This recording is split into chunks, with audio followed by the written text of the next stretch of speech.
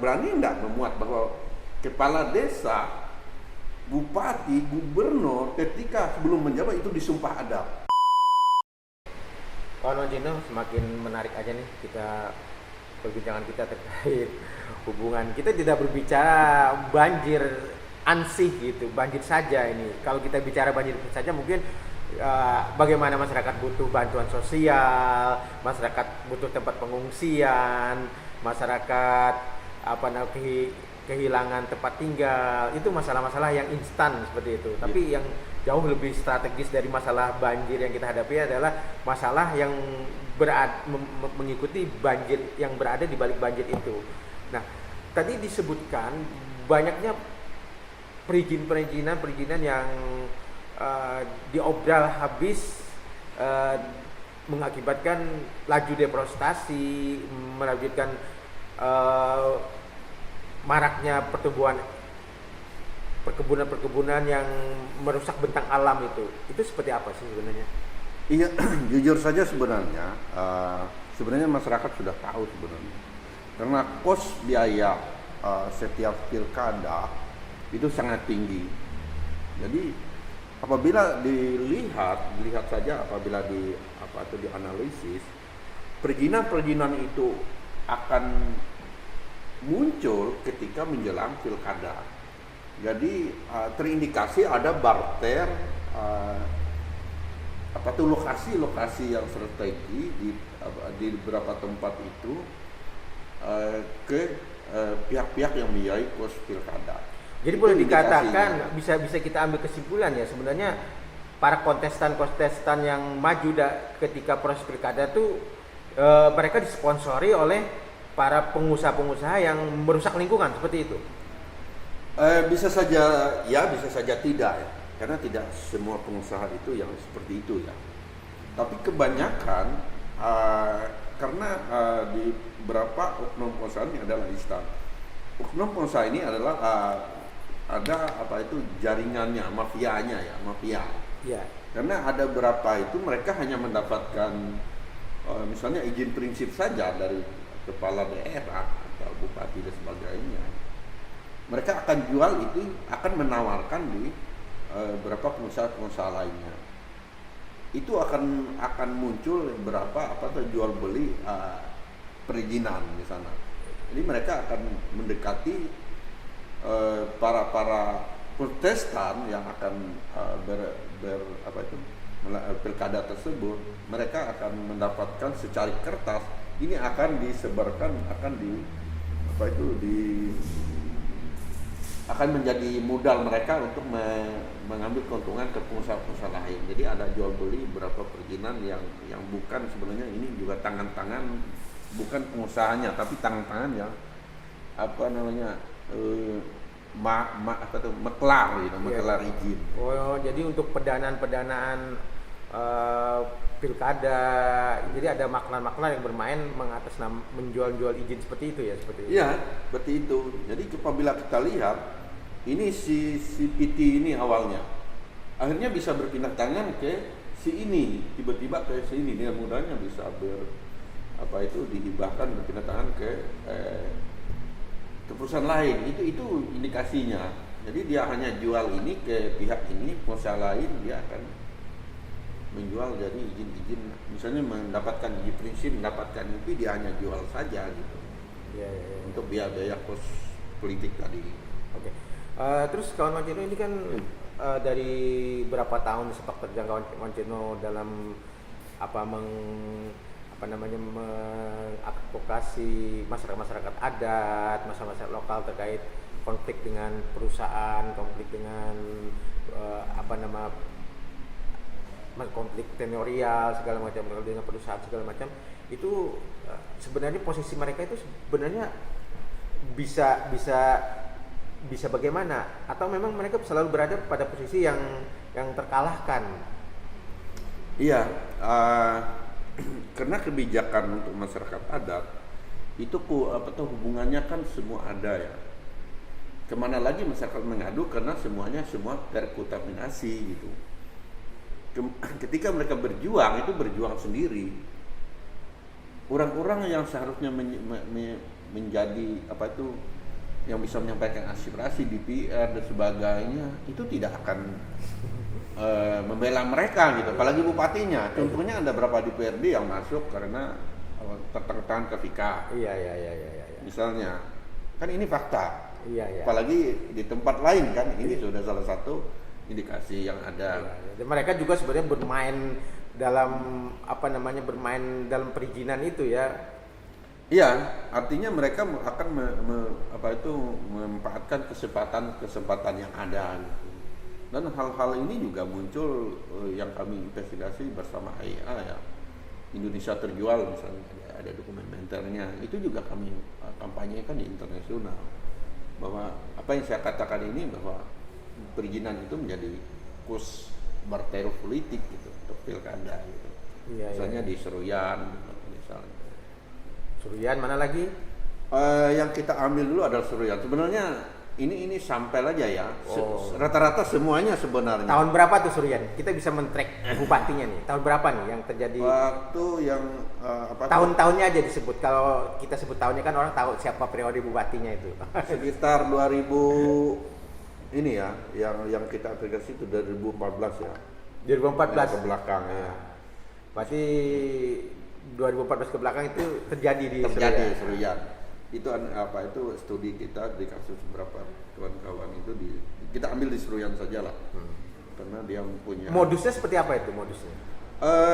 Kalau yang di pesisir teman-teman, modusnya yaitu malah ada yang membuat perusahaan sendiri gitu. Misalnya supirnya, direkturnya dan sebagainya, orang-orang. Nah, ini akan mengantungi perizinan itu, dan perizinan itulah yang akan dijual ke investor.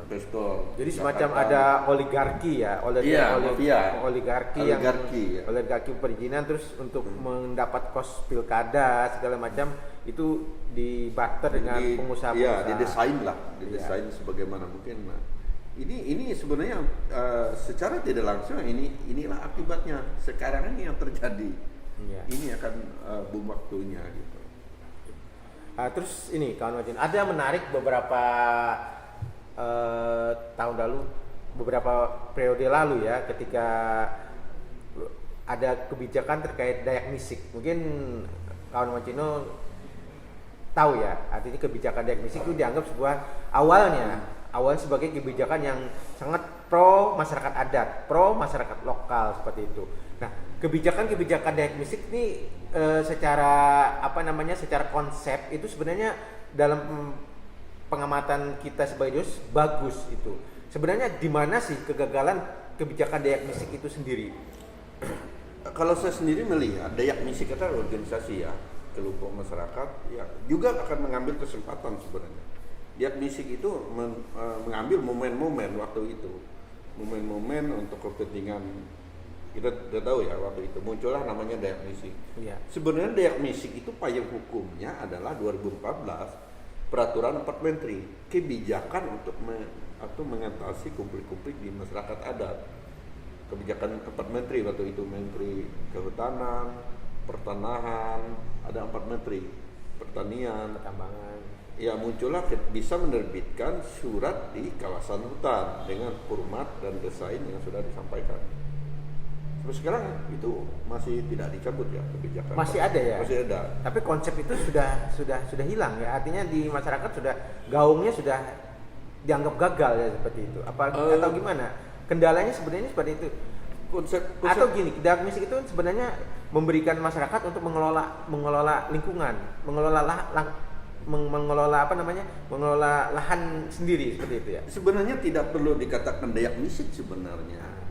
Tentu saja pemerintah daerah ini ada kebijakan. Kalian bisa menguasai lahan-lahan wilayah adat kayak kalian yang di kawasan hutan, malah bisa disertifikat nantinya. Apalagi dengan Yudi Review MK 35 ya, di Undang-Undang Kehutanan 99 itu jelas munculnya peraturan itu. Tapi dengan ada kebijakan itu juga ditupang juga, dibuatlah Dayak Misik. Sebenarnya itu tidak fair juga gitu. Itu untuk kepentingan tertentu juga waktu itu. Ada muatan-muatan politik juga. Ada muatan politik sebenarnya. Kenapa tidak bilang, oh ini ada peraturan menteri, 4 menteri, kalian bisa membuat ini. Pemerintah juga tidak mensualisasikan itu. Yang muncul kan dia misik di setiap daerah. Iya, benar-benar. Kan itu aneh juga gitu. Iya. Jadi memang menutup kebijakan pusat yang menurut saya agak bisa dimanfaatkan oleh masyarakat, tapi dimuncullah kepentingan ego sentris di daerah. Dan sampai sekarang kebijakan Pak Menteri sebenarnya belum dicabut ya? Sebenarnya untuk kebijakan aturan ada, itu saya gunakan sekarang untuk mengadvokasi. Misalnya masyarakat yang tidak punya lahan, kita buatlah dengan kebijakan Pak Menteri itu. Di mana nih advokasi terbaru yang pernah dipergunakan untuk dengan menggunakan payung hukum 4 menteri itu yang pernah dilakukan kawan Wacino di daerah mana? Ada beberapa tempat, misalnya di Antangkalang, di Pundu, ada di Putaringin Timur lah, dan ada lagi masyarakat kecil yang lahan-lahannya mereka tidak punya administrasi, kita buatlah stempel itu. Karena pengelolaan wilayah adat secara komunal dan personal yang dikatakan Deak Misik yang diambil oleh yang dipakai oleh Deak Misik itu. Nah, kita sampaikanlah itu. Nah, ketika kita uji ke BPKH, Badan Pengawasan Kawasan Hutan Kalimantan, itu benar mereka analisis bahwa ini surat-surat kita juga dianalisis oleh mereka. Kita uji juga di pemerintah, ternyata aturan itu juga berlaku. Itu kita gunakan untuk membela masyarakat adat, untuk menganalisis itu. Karena di undang-undang perkebunan itu mereka bisa mengkriminalisasi dengan masyarakat yang memanen, menghalang-halangi bisa perkebunan, itu ada pasalnya ya. Iya. Nah, kita gunakan juga sebenarnya bahwa ketika perusahaan itu tidak bisa mengarap atau merampas hak layak masyarakat. Itu ada pasalnya, pidana ketika perusahaan melakukan itu. Itu tidak sering muncul. Dan kita gunakan aturan itu juga. Kadang-kadang mandek gitu. Alasan mereka karena belum adanya perda perlindungan masyarakat hukum adat. Itu berapa alasan-alasan penyidik ketika ke hukum positif gitu. Oh, jadi mereka sebenarnya tidak bisa mengakomodir di hukum positif seperti itu ya? Iya, alasan mereka karena belum adanya perda tentang perlindungan masyarakat adat. Makanya saya setuju ketika diterbitkannya perda PPLH, perlindungan masyarakat hukum adat, di beberapa tempat. Walaupun ada, kalau saya coba teliti di Kalimantan Tengah dengan draftnya yang baru itu, memang ada muatan-muatan politik juga di dalamnya itu. Ada kepentingan politik. Contohnya apa tuh? Kepentingan politik seperti apa yang kawan Wacino endus yang kawan Wacino lihat itu? Di situ ada organisasi sendiri yang mengakomodir gitu di situ. Jadi ada seperti mengarah ke organisasi tersendiri gitu yang harus muncul di perda itu. Oh, jadi masyarakat tidak bisa sendiri-sendiri untuk ini. Jadi harus ada lembaga. Ada lembaga lain. Nah, ketika lembaga yang ini akan dipegang, kontrolnya orang yang mungkin saja tidak relevan di situ, itu juga percuma. Malah akan membuat masyarakat adat tertindas lagi. Atau lembaga itu dipegang oleh orang yang punya kepentingan politik, lokal maupun nasional itu. Akhirnya masyarakat yang memang butuh terhadap perlindungan itu akan sia-sia juga. Itu. Misalnya itu salah satu, saya tidak sebut lembaganya karena jelas di draft itu ada. Iya. Di situ dan kita tahu kalau lembaganya itu. Tidak ada disebut, mungkin merasa aja lah. Itu sudah mungkin kawan-kawan yang menonton podcast kita ini tahu deh lembaga apa itu. Jawab sendiri deh. Dan di situ tidak ada muncul keberanian siapapun pemimpin yang ada siap akan disumpah adat, itu tidak berani muncul di situ. Iya. Di pasal di situ. Iya. Tidak dimunculkan. Akhirnya kayak gini kan terjadi pengerusakan situs-situs adat, kearifan lokal, bukan hanya oleh pengusaha-pengusaha hitam, pertambangan, kehutanan, tapi juga oleh lembaga-lembaga yang mengatasnamakan adat dalam tanda kutip. Iya. Misalnya kasus saudara Fendi Buing misalnya. Iya. Misalnya kalau berani sumpah adat, oknum yang bersama-sama melakukan di sana, mereka nggak berani karena sumpah adat itu biasa terbukti, kali panutan itu terbukti. Iya. Artinya kutukan leluhur itu terbukti. Mereka tidak akan berani. Mereka tahu. Dan di perda itu pun mereka tidak akan munculkan. Karena kesalahan sedikit pun akan malapetaka di situ. Iya. Berapa dia lakukan sumpah adat. Iya. Saya tantang beberapa yang pengambil kebijakan berani enggak memuat bahwa kepala desa, bupati, gubernur ketika sebelum menjabat itu disumpah adat.